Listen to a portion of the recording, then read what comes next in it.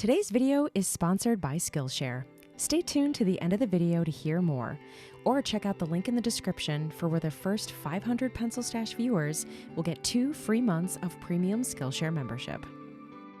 Hello everyone, welcome back to my channel. My name is Rachel.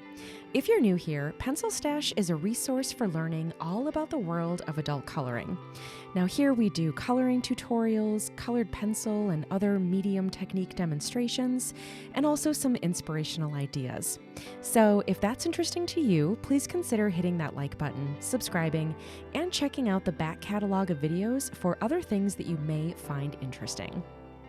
Now today, we're going to start with the basics, and this video is really for all those folks out there that are maybe just discovering adult coloring and either aren't sure where to begin, or maybe you've been coloring for a while, but you just kind of want to up your skills a little bit.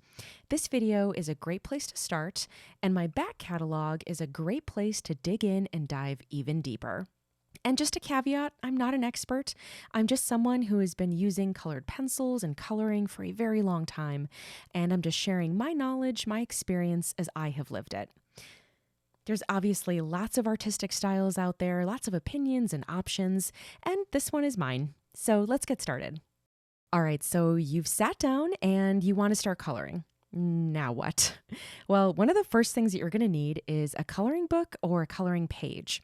There are tons of options out there, and only you are going to know what sort of subject matter appeals to you.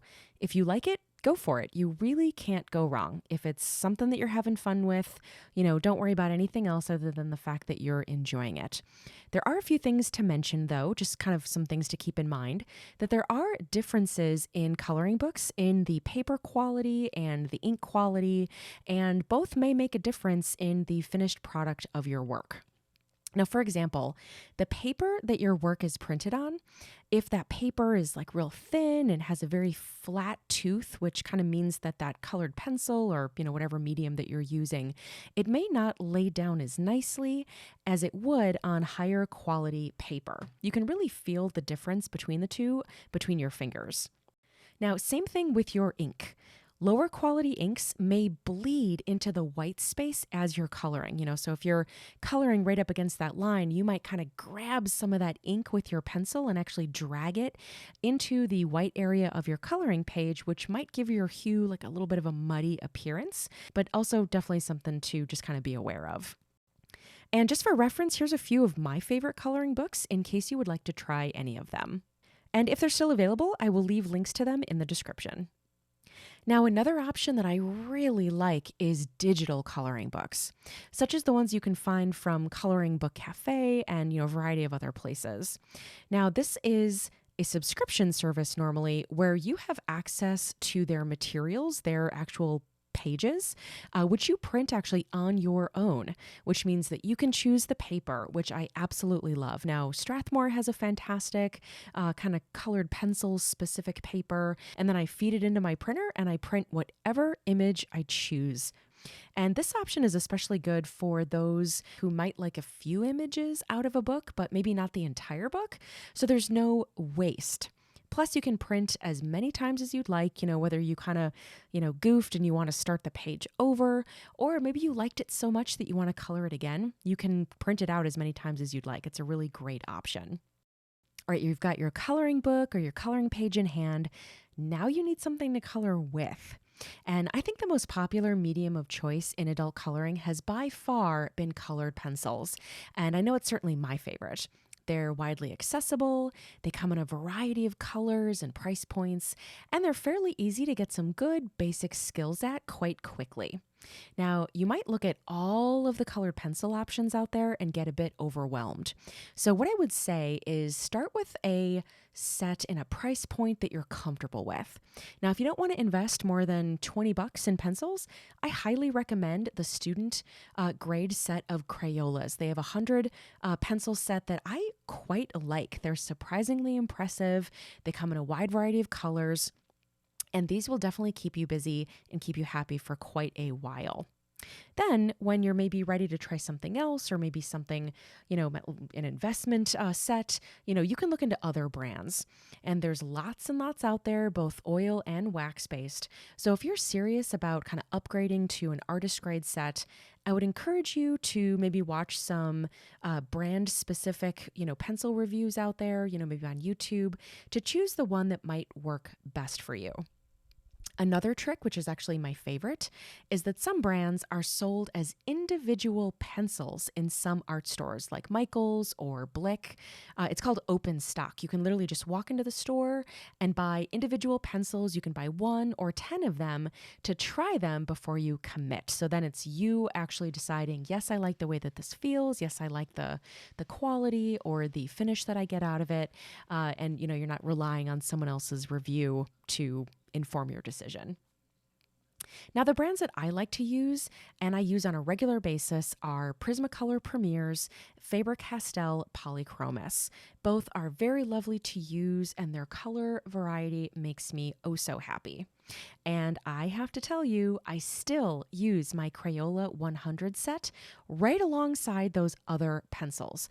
It's not like I put them away and I, completely forgot about them. I still use them on the same page that I use the other brands with. They are great to have for both variety and pigment, and just kind of lets you have more flexibility in choosing the right pencil for the job. Sometimes Crayola is the right choice and sometimes Prismacolor is the right choice, and you can absolutely use them in conjunction. Now, a few colored pencil quick tips. I like using light-handed pressure and orbital or kind of curly Q strokes. Both of these together will allow you to layer your colors and blend out areas where those two colors meet much more easily. Heavy-handed or kind of hard pressure makes it extremely difficult to blend, and it also makes your pencil strokes much, much more obvious. You want to kind of use light pressure to really make those much harder to see. Layering is also where you can get a lot of bang for your buck.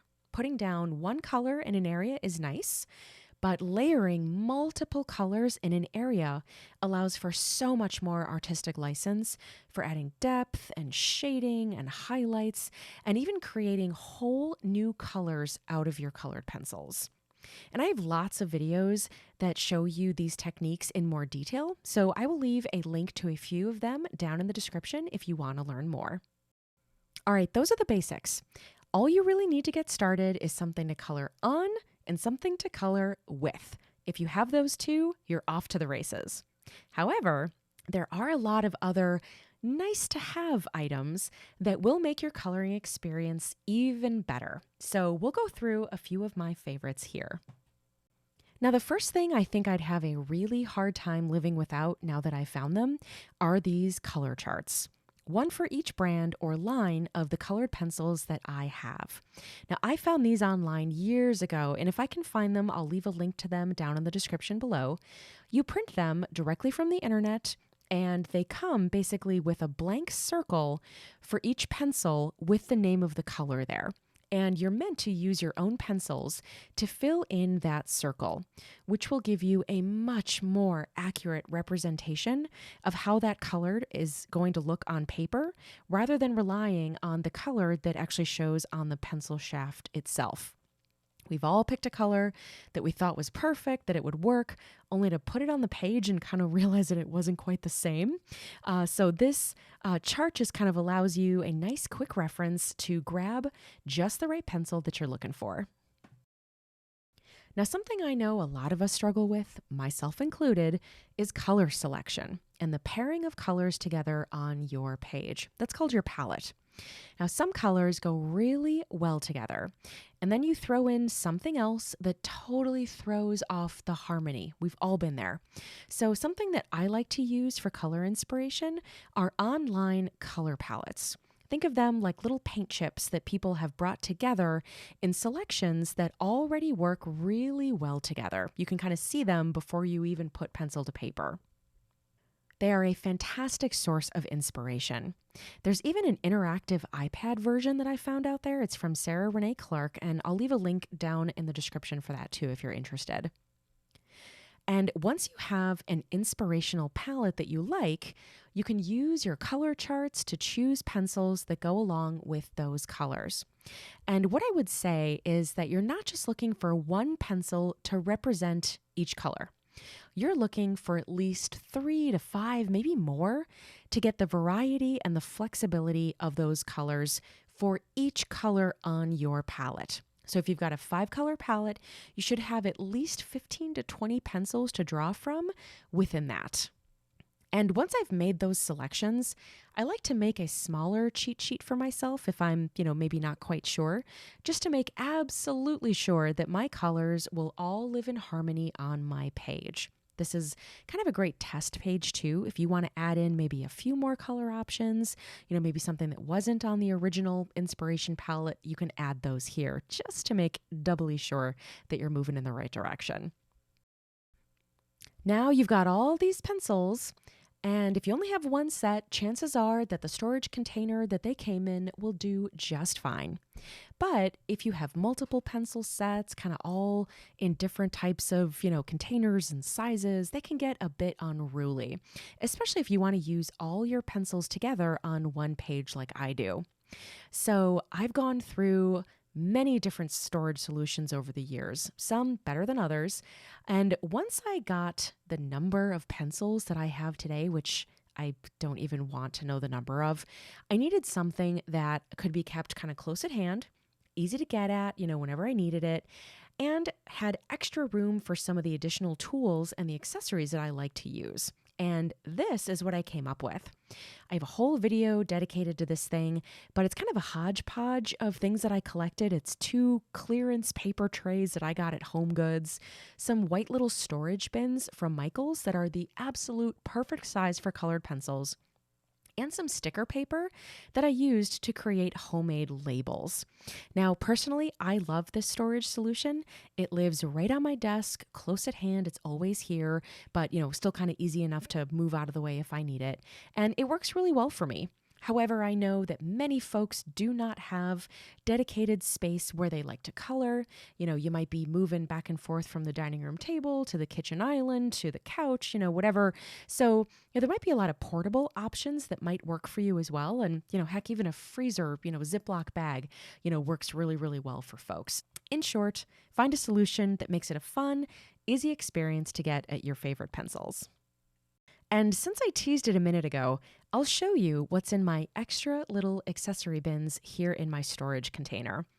Now, I have one bin entirely dedicated to some Prismacolor colorless blending pencils. If you're not familiar with these, they're made from the same kind of pencil core as the Prismacolor colored pencils, but this one has no pigment, and they're just help to blend your colored pencil pigment onto the page, very harmonious, smooth finish, adds a lot of vibrancy. It is a bit tough on your hands, at least on my hands, and they get used up very, very, very quickly. But they are a great tool to have around, and since they go quickly, I have an entire extra bin for them just to have them close at hand. Now, the next bin has some extra pencils in case I want to draw anything on my own, just, regular pencils, some drawing pencils. I have some fine liners, which are very thin, kind of black markers, which will actually mimic the lines that you see in coloring books. So if I draw in anything on my own, I like to go over it with these fine liners, which will make it look as if it was always in the coloring book. Plus, they dry super quick, they don't smear, they have Sharpie ones, they have Prismacolor ones, they have a lot of different brands. These are definitely nice to have. Next are some white paint pens and some gel pens. These go right over your colored pencils, and they add a little white highlight or, just kind of a white area if you want to use them. The bigger ones, have a bigger tip, and then, the gel pens are, for like the really thin areas. Now, personally, I like to add in little dots and dashes onto my work. Gives a little bit of flair. I kind of call it my Morse code. These are something I always have close at hand. I also have a little ruler in here just for drawing straight lines if I want to add in anything on my own. I have a pencil extender, which you can put like your nubby little pencil stubs into, while still being able to hold them much more comfortably in your hand. I have some metallic markers in here. These are great for adding, little embellishments over top again of your colored pencil layer. And in my second bin, my favorite pencil sharpener. This is the Prismacolor one. I like that it has kind of a built-in shavings container, so minimizes the mess, especially if you don't have a garbage bin nearby. I have some glitter, also a very fun embellishment to add, especially around the holidays. Now, I prefer these little squeeze tubes of colored glitter because the glue is incorporated right into it. So much less mess. It also has a narrow applicator tip as well, which just kind of helps to provide you with more control over where you're putting all that glitter. And the last thing I have is an electric eraser. Now, this tip is an eraser shaft, and when you press this button on here, it vibrates the eraser tip really, really quickly. And it can actually take off some of the colored pencil in the places that you need it. Now, this is fantastic for those little oops spots. Now, it doesn't eliminate dark colors entirely, but it does pull out quite a bit of the pigment. But on light colors, it really does a great job. And sometimes I even do this purposely. I go back into my page and I remove some of the pigment when I'm done. It adds highlights or embellishments, kind of similar to how I use those white gel pens, and it's definitely handy to have around. And next to me, I always keep a little bin of cotton swabs, which have been my blender of choice lately. They're inexpensive, easy to use, have a fairly precise tip, and they don't require a lot of pressure to use, which my hands thank me for. And I keep mine in this cute little sugar skull that my daughter made for me. And last but not least, I also always have a can of matte fixative spray. Now, I spray a little bit of this on my page when I'm finished. This firmly sort of encapsulates all of the pigment into place. It just kind of creates like a nice protective barrier. Since I have had some past issues with the colored pencil bleeding onto the blank white space when it's sandwiched into a coloring book. So I have one blank page and then my finished page.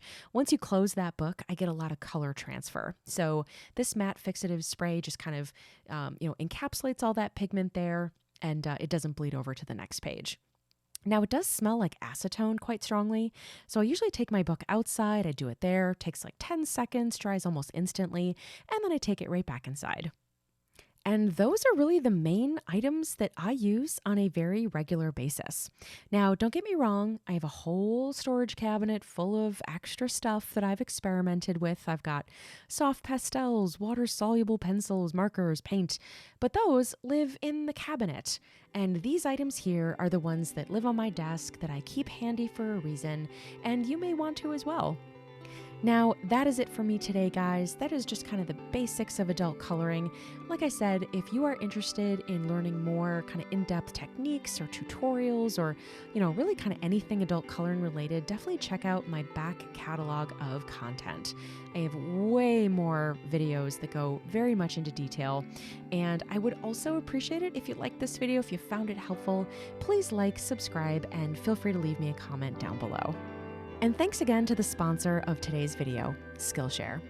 If you like learning from me today, you're going to love learning from all the talented creators on Skillshare's platform. Skillshare is an online learning community for creators with more than 28,000 classes in design, art, business, and so much more. Premium membership gives you unlimited access to classes, communities, and workshops that are just right for you and your learning goals. Like this class on making your own illustrated journal by Mimi Chow. Now, I've been bullet journaling for a few years now, and customizing them to suit your lifestyle and your personality is so much fun. So join the millions of students already learning on Skillshare today with a special offer just for PencilStash viewers. The first 500 viewers to click the link below in the description will get a 2-month free trial of premium Skillshare membership. Beyond those 2 months, Skillshare is super affordable, with an annual subscription being less than $10 per month. And with all the growth potential these classes offer, that is a fantastic investment in yourself and your personal development. Act now for this special offer and start learning with Skillshare today.